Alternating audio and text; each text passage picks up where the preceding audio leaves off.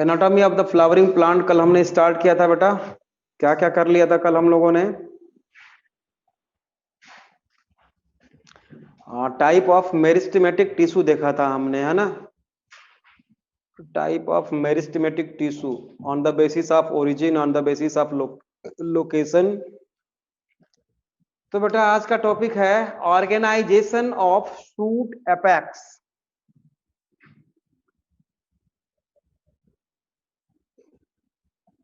Organisation of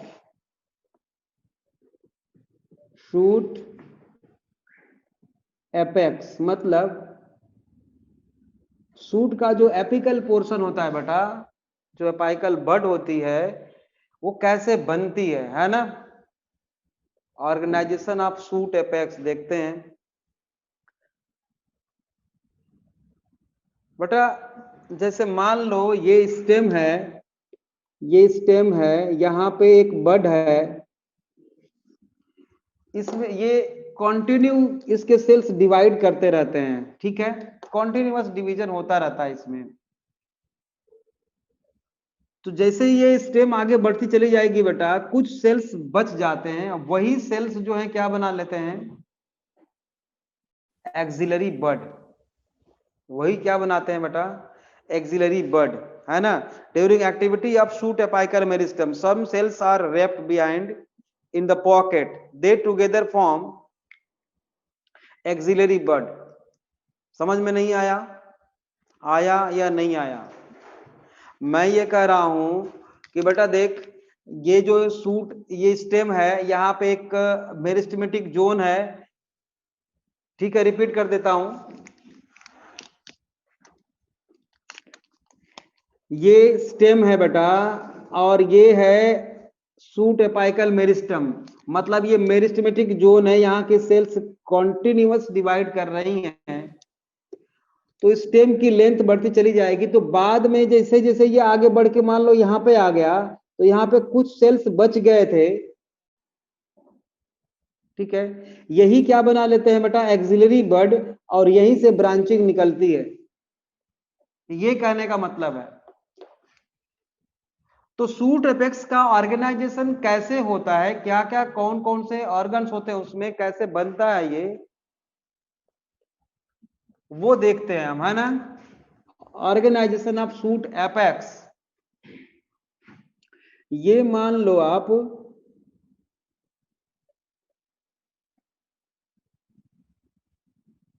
आपके NCERT में भी ये डायग्राम बनाया हुआ है ऐसे।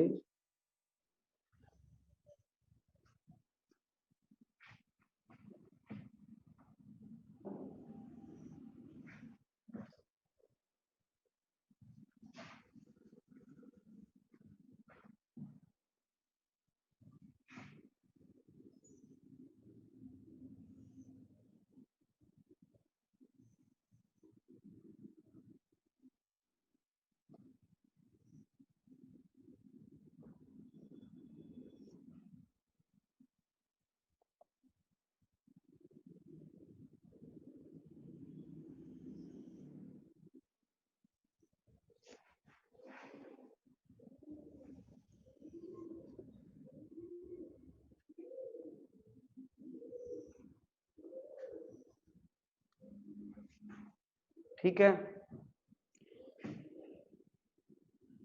ये है बेटा शूट एपेक्स। ये जो है शूट एपेक्स, इसको हम क्या बोलेंगे, शूट एपेक्स। और यहीं पे कुछ मेरिस्टेमेटिक टिश्यू होते हैं जो कॉन्टिन्यूअस डिवाइड करते रहते हैं बेटा। ये मेरिस्टेमेटिक टिश्यू होते हैं जो कॉन्टिन्यूअस डिवाइड करते रहते हैं, इनको हम बोलते हैं क्या, शूट एपिकल मेरिस्टम। क्या बोलेंगे इसको, शूट एपिकल मेरिस्टम बोलेंगे इसको, ठीक। और ये आगे आगे बढ़ता चला जाएगा और सेल्स कुछ पीछे की तरफ छोड़ देगा बेटा। जैसे कि यहाँ पे कुछ मेरिस्टेमेटिक सेल्स छोड़ दिया इसने, यहाँ पे कुछ मेरिस्टेमेटिक छोड़ दिया इसने, तो इसी को क्या बोलेंगे हम, एक्सिलरी बड। एक्सिलरी बड बोल रहे हैं इसको, ठीक है। और ये जो दोनों एक्स्ट्रा आउटग्रोथ देख रहे हो बेटा, इसी को हम बोलेंगे लीफ प्रीमोर्डिया। इसको क्या बोलेंगे? Leaf primordium, leaf primordia. तो ये जो दोनों है बेटा, ये तो लीफ प्रीमोर्डियम है, ये जो दोनों हैं वो यंग लीफ है। ये जो दोनों हैं ऐसे बना दिया गया है, अलग बात है, लेकिन ये जो दोनों हैं बेटा क्या हैं? ये यंग लीव्स हैं, ठीक है। ये लीफ प्रीमोर्डिया है, ये क्या है? Apical meristem. और ये क्या है? Shoot apex. ये शूट एपाइकल मेरिस्टम है, ठीक है। और बेटा इसमें ऐसा होता है कि ये जो है वैस्कुलर बंडल है, तो एक इसकी ब्रांच देखो इधर लीफ में चली गई, एक एक्सिलरी बड में गई क्योंकि ये भी ब्रांच बनाने वाली है, और एक जो है यहां से इस लीफ में चली गई, तीन ब्रांचिंग हुई। ये है वैस्कुलर बंडल, ये है वैस्कुलर बंडल एक्सिलरी बड के तरफ, और ये ऐसे। इसको हम बोलेंगे डिफरेंशिएटिंग वैस्कुलर टिश्यू। क्या बोलेंगे? Differentiating vascular tissue. ये है बेटा क्या बोलेंगे इसको? Shoot apical meristem, organization of shoot apex, organization of shoot apex. Statement लिखो एक, during the activity of shoot apical meristem. अच्छा गलती से आ गया, चलो कोई बात नहीं, लिखो बेटा। During the activity of shoot apical meristem, मतलब जब ये आगे बढ़ता रहता है, लिख लो बाद में कॉपी कर लेना। During the activity of shoot apical meristem, during the activity of shoot apical meristem,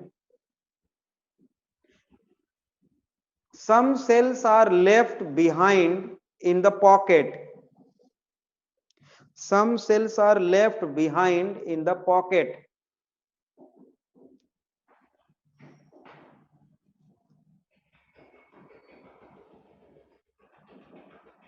ठीक है, full stop. They together organize themselves, they together organize themselves, they together organize themselves to form axillary bud, to form axillary bud, which later develop on, which later on develop, which later on develop into branch or flowers, into branch और flowers. देखो ये बाद में branch बनाएगी या flower बनाएगी, मैंने पहले ही समझाया था आपको, समझ में आ गया? ठीक है, अब लिखो हेडिंग दो, theories of organization of shoot apex. ये कैसे बनता है उसकी दो तीन थियरी हैं, उसको पढ़ेंगे हम लोग। Theories of organization of shoot apex.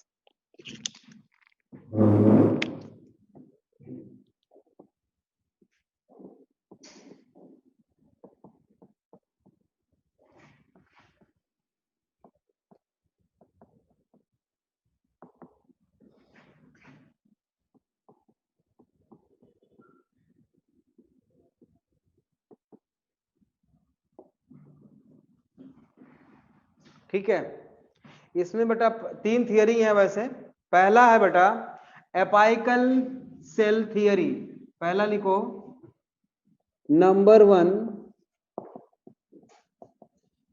Apical cell theory. मतलब ये कैसे बनता है उसको बताया गया है ना, आप शूट एपेक्स। बेटा Nagli given by Nagli NAGLI given by,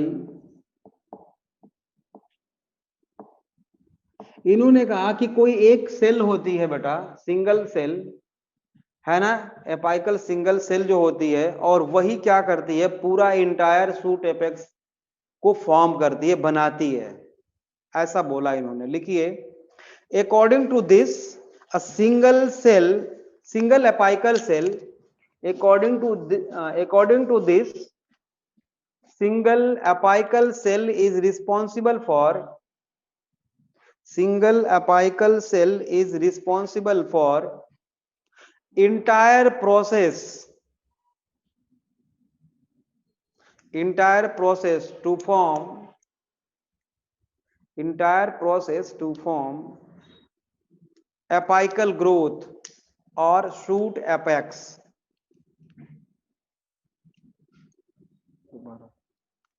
According to this, a single apical cell is responsible for apical, sorry, entire process, entire process, comma, apical growth और शूट एपेक्स। मतलब ये जितना कुछ देख रहे हो, मैंने जो डायग्राम में बनाया था बेटा, सब कुछ बनाने वाली केवल एक सिंगल सेल है, उसी से सारा कुछ बनता है। एपाइकल शूट एपेक्स मतलब कि जो शूट एपेक्स है, एक्चुअल में शूट एपेक्स जहां पे हमने यहाँ पे बनाया था ना, एक्सिलरी, दो एक्सिलरी बड के बीच में शूट एपेक्स बनाया था, वहां पे वो सिंगल सेल होती है, वो उसी में डिवीजन होती रहती है, ऐसा बोला। This theory is applicable to both, next point, this theory is applicable to both shoot and root organization. This theory is applicable to both shoot and root organization. Second one is, second one is, दूसरा है बेटा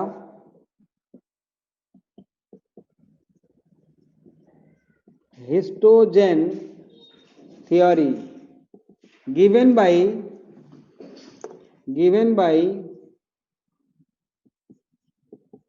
Hansteen, HANSTEIN, Hansteen in 1868, year न भी याद रहे चलेगा, कोई बात नहीं, ठीक है, proposed by Hansteen। It is valid in case of, it is also valid in case of root and shoot apex, it is also valid in case of shoot and root apexes या apex। According to this theory, या according to this, according to this, according to this, there is three different type of histogens, there is three type of histogens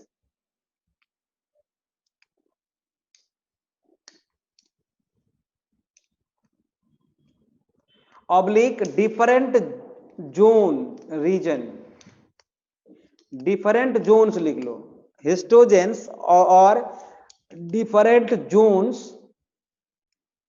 gives rise to shoot apex, gives rise to shoot apex, ठीक है।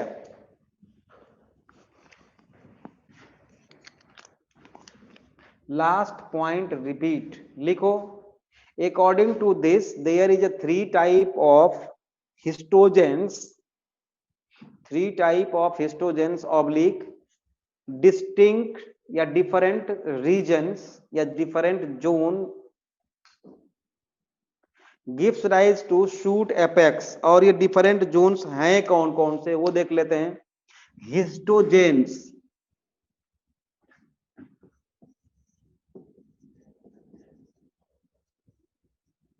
हिस्टोजेंस 3 होते हैं बेटा। पहला है डर्मेटोजेन, डर्मेटोजेन, डर्मेटोजेन। दूसरा है पेरीब्लेम, पेरीब्लेम है ना। और तीसरा है प्ल्यूरोम,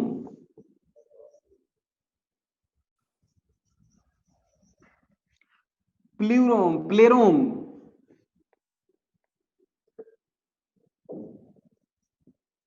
ठीक है।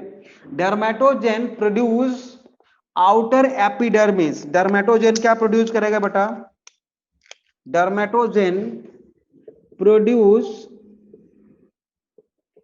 आउटर एपिडर्मिस, बाहर बाहर वाला ये बनाता है। ठीक है। पेरीब्लेम जो है बेटा वो प्रोड्यूस करता है middle cortex and endodermis. Periblem produce cortex and endodermis ये बनाता है। और बाकी का सारा कुछ क्या क्या होता है? प्ल्यूरोम जो है बेटा वो बनाता है पेरिसाइकल, है ना, पेरिसाइकल, मेडुलरी रे, पित्त, वैस्कुलर बंडल, ये सारा कुछ बनाता है पेरिसाइकल। अगर आपको याद हो तो 9th या 10th में, 9th में आपने देखा था इंटरनल स्ट्रक्चर शायद, है ना। तो ये क्या प्रोड्यूस करेगा बेटा? प्ल्यूरोम प्रोड्यूस पेरिसाइकल,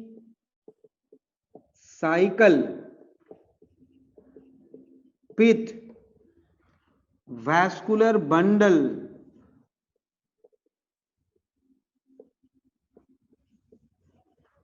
बस ये बनाएगा। और इसी को बोलते हैं बेटा, तीनों को मिला के वैस्कुलर सिलेंडर। इन तीनों को मिला के किनको? पेरिसाइकल, पित्त और वैस्कुलर बंडल को वैस्कुलर सिलेंडर भी आप बोल सकते हो।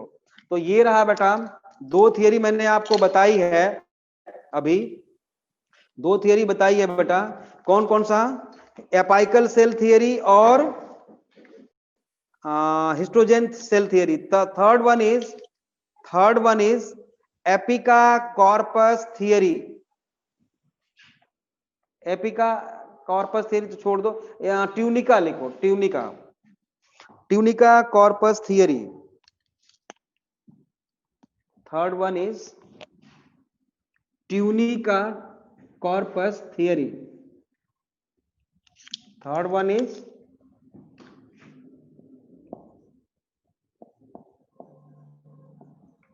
Tunica corpus theory, tunica corpus theory. ठीक है। इसमें भी बेटा, इसमें भी ये भी थियरी जो है शूट एपेक्स में काम करती है एंड गिवन बाय शीमिट। स्पेलिंग होगी CHSCHMIDT,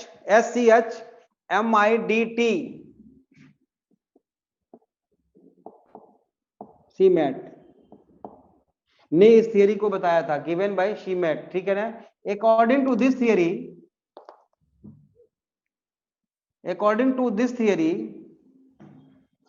shoot apex contain 2 zones. According to this theory shoot apex contain 2 zones, 2 होता है बेटा।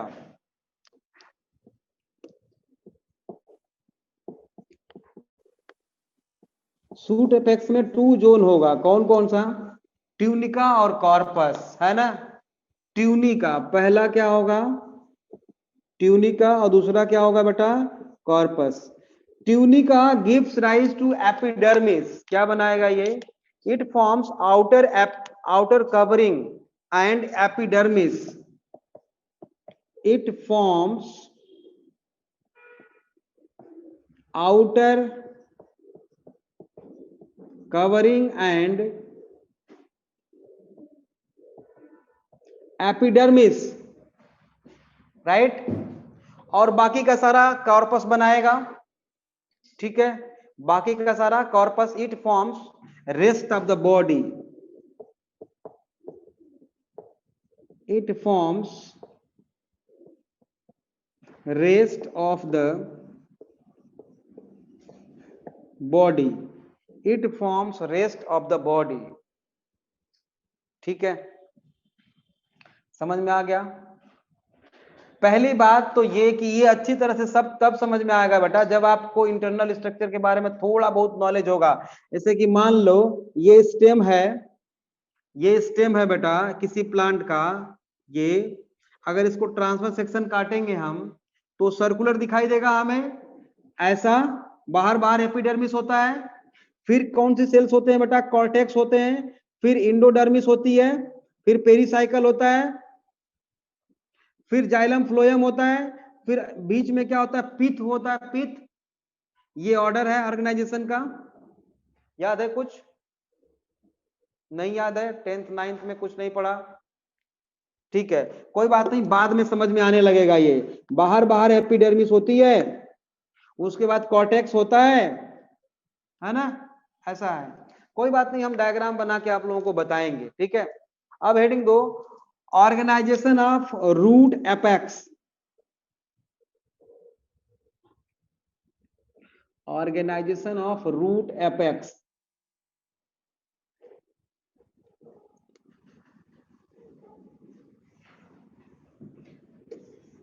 हेडिंग दो, ऑर्गेनाइजेशन ऑफ रूट एपेक्स। ठीक है, चलो हम लोग क्या करते हैं कि पहले रूट का लॉन्गिट्यूडनल सेक्शन काटते हैं। ठीक है, लॉन्गिट्यूडनल सेक्शन काट के देखेंगे कि उसके अंदर का जो स्ट्रक्चर होता है वो कैसा होता है।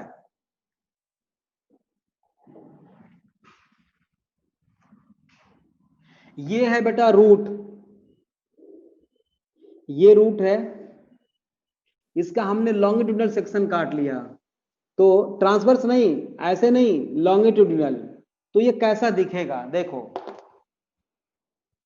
ये बाहर बाहर कुछ इस तरह से हमने बना दिया ऐसा, और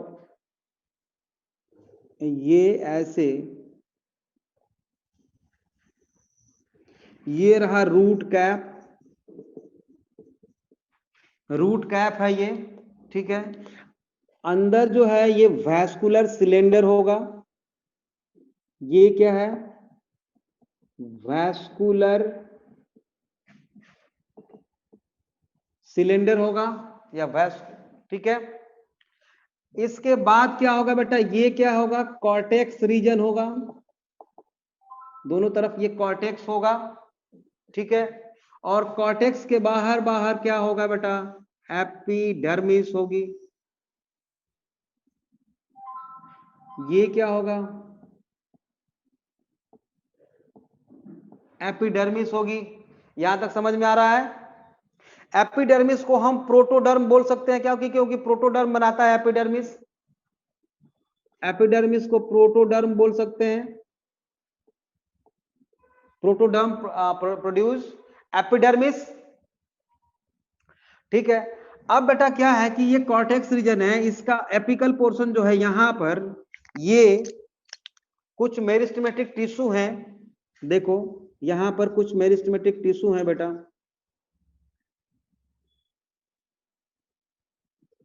ऐसे।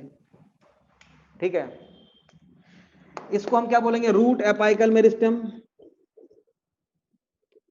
Root apical meristem. ठीक है, रूट एपाइकल मेरिस्टेम, और इसके दोनों तरफ यहां पे और यहां पे, रूट एपाइकल मेरिस्टेम के ऊपर और रूट एपाइकल मेरिस्टेम के नीचे क्या है, इनिशियल्स ऑफ, देख लो, रूट एपाइकल में समझ लेना, रूट एपाइकल मेरिस्टेम के ऊपर और रूट एपाइकल मेरिस्टेम के नीचे initials of central cylinder and cortex.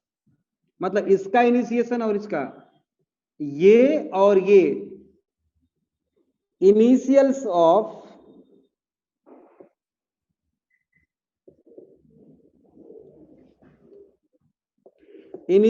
Of vascular cylinder and cortex, cortex यहां से निकल रहा है और वैस्कुलर सिलेंडर यहां से निकल रहा है, तो इनिशियल हो गया, ठीक है। और ये जगह कौन है बेटा, इनिशियल ऑफ रूट कैप, ये जो जगह है बेटा क्या है, इसको बोलते हैं हम इनिशियल ऑफ रूट कैप। और ये मेरिस्टेमेटिक टिश्यू है जिसको रूट एपाइकल मेरिस्टम के नाम से हम जानते हैं, ठीक है। और एक चीज और है, कुछ प्लांट्स में बेटा क्या होता है, कुछ प्लांट्स में कि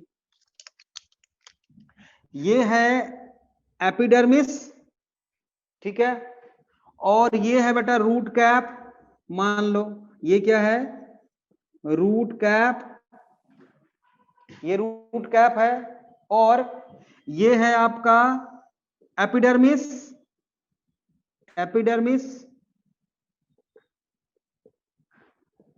जैसे कि मेज प्लांट में ऐसा होता है, मेज प्लांट में ऐसा होता है बेटा, ठीक है। और ये है कॉर्टेक्स, तो यहां पर बेटा कुछ मेरिस्टेमेटिक सेल्स हैं, कुछ सेल्स हैं, ये जो रेड कलर का रीजन मैंने बनाया है, दिख रहा है, इसको बोलते हैं क्विसेंट फेज या क्विसेंट जोन या क्विसेंट सेंटर, है ना, QUIES,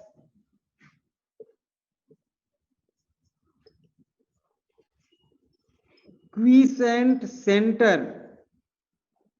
क्यों बोलते हैं क्विसेंट सेंटर, इसमें बेटा डीएनए, इसके सेल्स में डीएनए का अमाउंट कम होता है, प्रोटीन कम होती है, आरएनए कम होता है, तो ये सेल्स डिवाइड नहीं कर पाती। लेकिन बाई चांस अगर रूट कैप डैमेज हो गया तो उसको रिप्लेस कर देती है, ये मतलब कि सेल डिवीजन की प्रॉपर्टी भी आ जाती है। ये कुछ ही सेल्स में, कुछ ही प्लांट्स में ये ऐसा पाया जाता है, ठीक है, समझ में आ गया। हाँ, अलग से बनाना है उसको, उसके बारे में मैं लिखवाऊंगा अभी। Quiescent centre, cell division are very slow, चाहो तो लिख सकते हो यहीं पे, cell division of, cell division very slow due to low content of DNA and proteins, इसको बोलते हैं क्विसेंट सेंटर, ठीक है।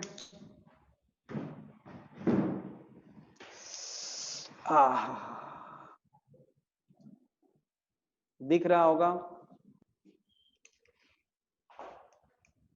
चलो लिखो बेटा, both apical and histogen cell theory is applicable to root apex also, both apical and histogen cell theory, both apical and histogen theory is applicable to root apex also, is applicable to root apex also,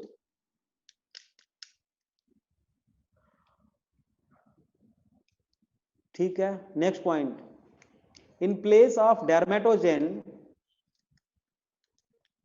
आपने पढ़ा था ना suit apex में, इन place of डर्मेटोजेन, ये difference थोड़ा सा होता है, कैलिप्ट्रोजेन इज प्रेजेंट, CALYPTROGEN, कैलिप्ट्रोजेन मतलब उसमें डर्मेटोजेन नहीं होता, इसमें कैलिप्ट्रोजेन होता है, कैलिप्ट्रोजेन CALYPTRO,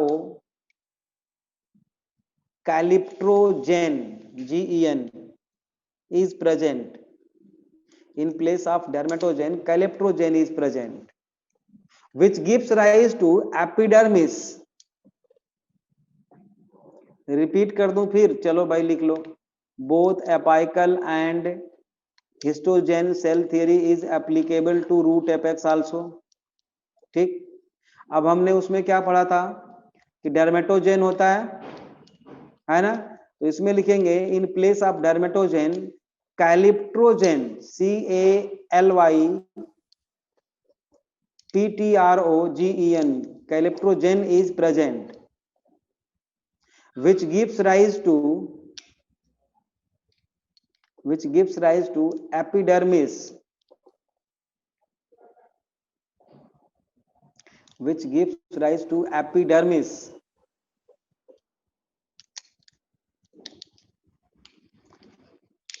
which is also known as epiblema, which is also known as epiblema or rhizodermis.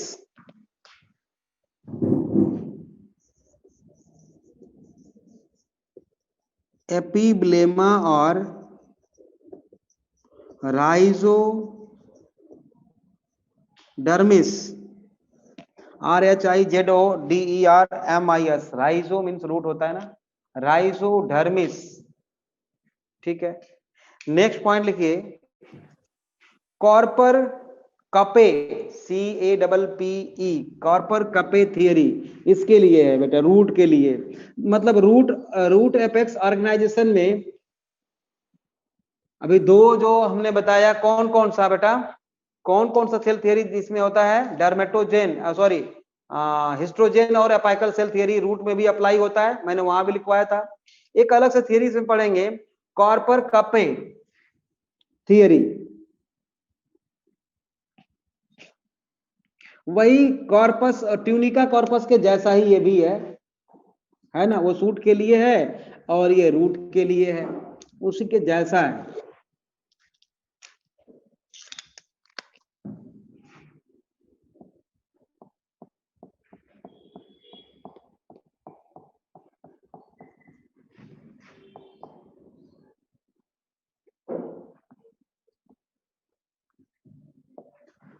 कॉर्पर कपे theory, ठीक है, गिवन बाय चुपे, SCHUPPE, इन्होंने बताया था बेटा। This theory is similar to tunica corpus theory, first point यही लिखना है आपको। This theory is similar to tunica corpus theory, similar to tunica corpus theory.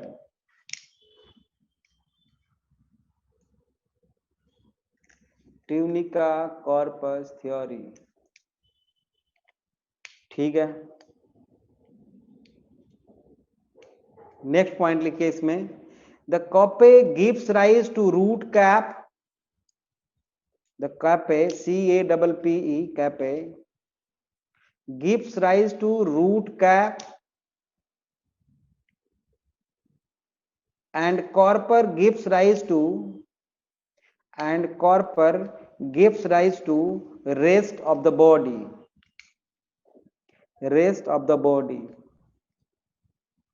ठीक है।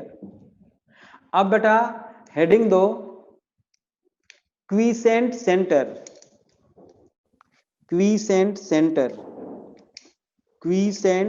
हेडिंग दो और लिखिए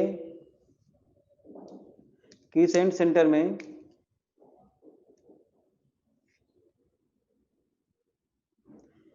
क्लॉज, CLOWES नाम है बेटा ये, CLOWES, clause observe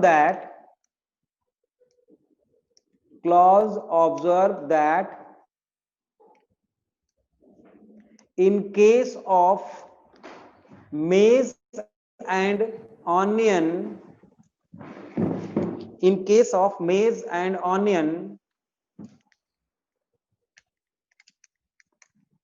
just above the root apical meristem,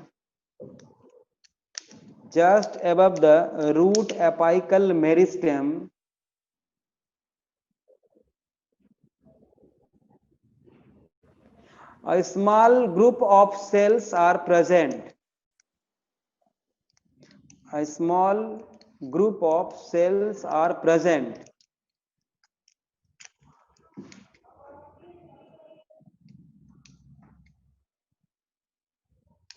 which have low amount of DNA, which have low amount of DNA, RNA and protein, RNA and protein, DNA, RNA and protein show as also in very low rate of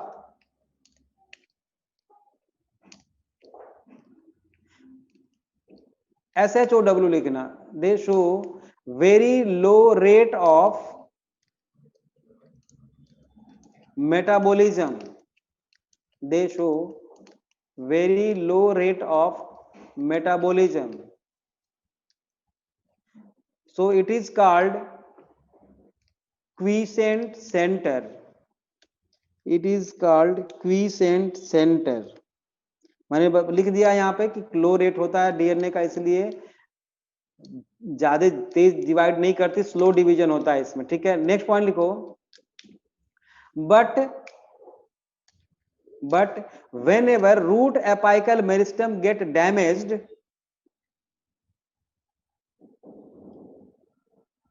but whenever root apical meristem get damaged, cells of this region become meristematically active, damage cells of this region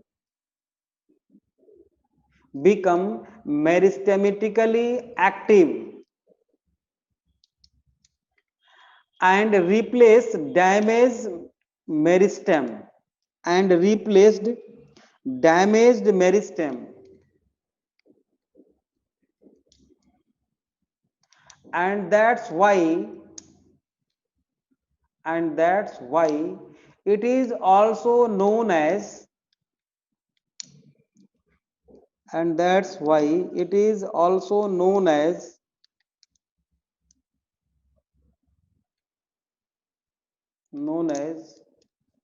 waiting meristem। Underline करना है इसको, waiting meristem, waiting meristem। अब बच्चों लिखो permanent tissue, meristematic tissue finish,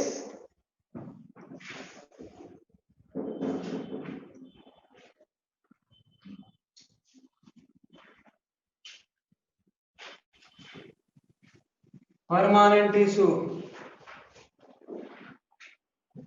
all those cells, किसको बोलेंगे, all those cells which generally do not divide further, मतलब अभी तक जितने भी सेल्स हम लोगों ने पढ़े हैं उसमें डिवीजन होता रहता है कंटिन्यू, और वो सेल्स जिसमें कि डिवीजन नहीं होता वो होती है permanent tissue.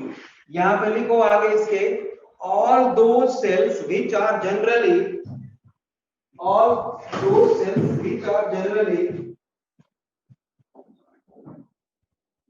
do not divide, लिखो बच्चों क्या लिखा, all those cells which are generally do not divide further, क्या लिखा, परमानेंट टिश्यू किसको बोलते हैं, वो सेल्स जो फिर डिवाइड न करें, लेकिन जनरली वर्ड आपने यूज किया है, हमेशा ऐसा नहीं होता, ठीक है। ये बेटा कितने तरह के होते हैं, परमानेंट टिश्यू कितने तरह के होते हैं, 2 टाइप, क्या गिर रहा है यार,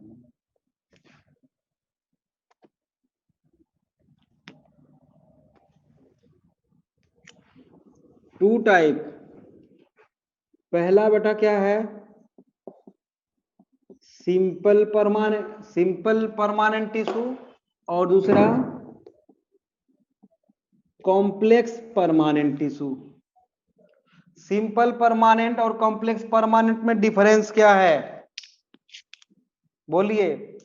simple permanent tissue made by only 1 type of cells और टिश्यू, है ना, made by only one type of cells. लिखिए इसमें क्या लिखोगे आप, made by only one type of cells और टिश्यू। ठीक है, इसमें क्या लिखोगे, मोर देन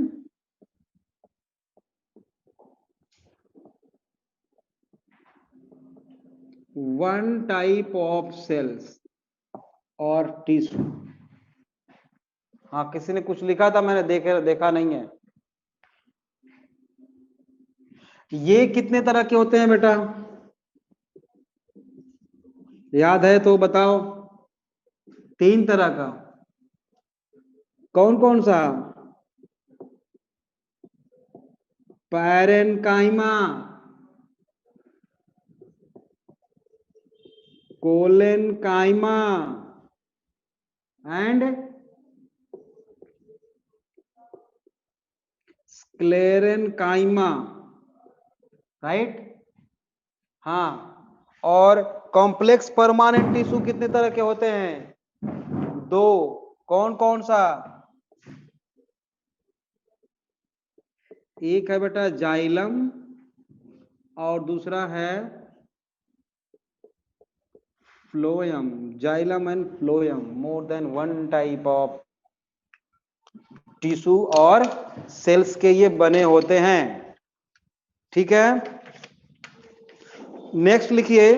अब 1 बाय 1 करके सबके बारे में हमें करना है ना, तो अब लिखो बेटा आप, क्या लिखोगे, पैरेनकाइमा, पैरेनकाइमेटस टिश्यू लिखोगे। लिखिए पहला हेडिंग दो, पैरेनकाइमा और पैरेनकाइमेटस टिश्यू। 1 बाय 1 करके पढ़ेंगे सबके बारे में।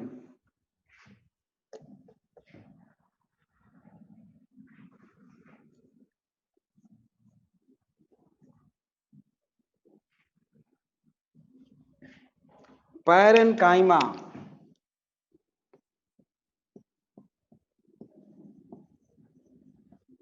पैरेनकाइमेटस टिश्यू बेटा ऐसे होते हैं, जैसे कि मान लो ये बना दिया मैंने, ये बना दिया, ये बना दिया, ऐसे।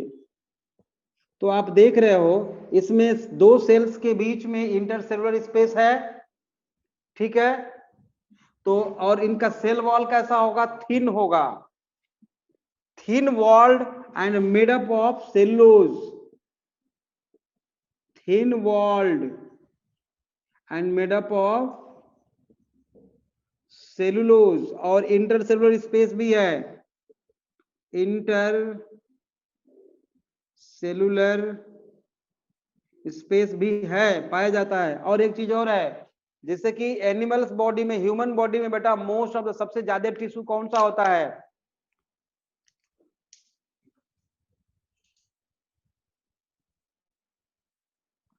कौन सा होता है, कोलेजन, है ना,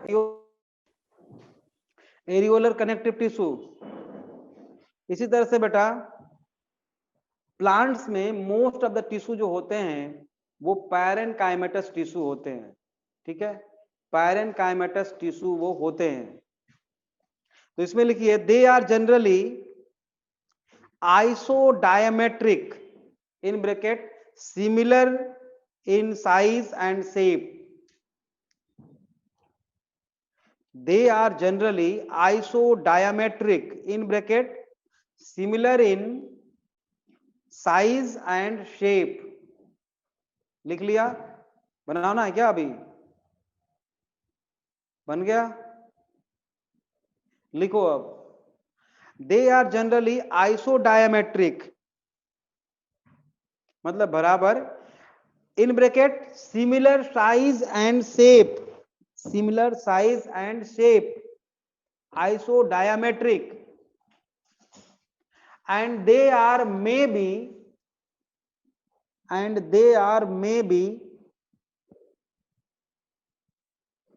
spherical,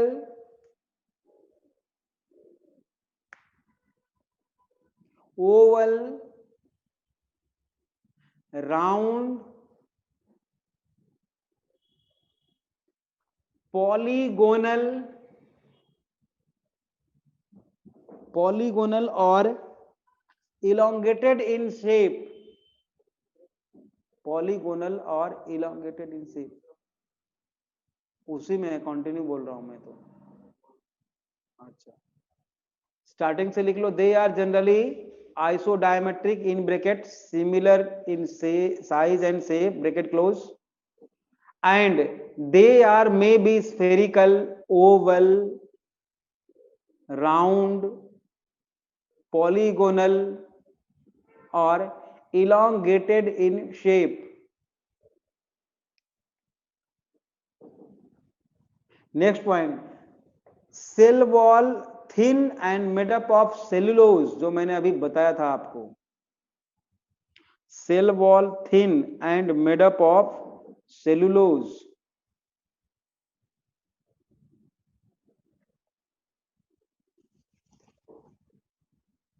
Next point, they may be closely packed or with intercellular space, दोनों बात हो सकती है, they are may be closely packed or with intercellular spaces. Next point, they have large central vacuole, they have large central vacuole, मतलब बेटा nucleus side में होता है ना, प्लांट सेल्स की यही खासियत होती है, उसमें वैक्यूल बहुत बड़ा होता है ना, न्यूक्लियस साइड में छोटा सा होता है, they have large central vacuole. Next point, this is living simple permanent tissue,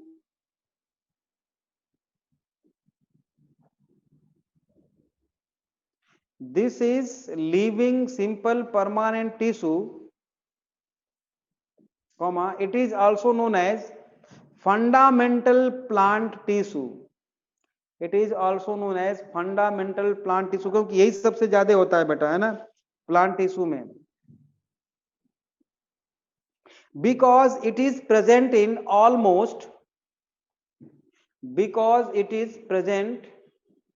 almost all the plant parts, हर जगह होता है प्लांट में बेटा, सबसे ज्यादा टिश्यू जो है पैरेनकाइमेटस टिश्यू ही होते हैं प्लांट में, बिकॉज, और इसी से और सारे जो टिश्यू बनते हैं ना, इसी से बनते हैं लगभग.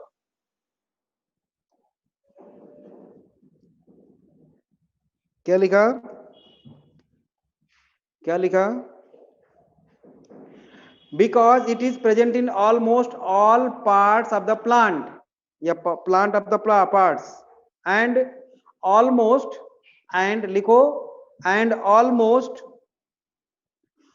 all the plant tissues are, and almost all the plant tissues are directly or indirectly derived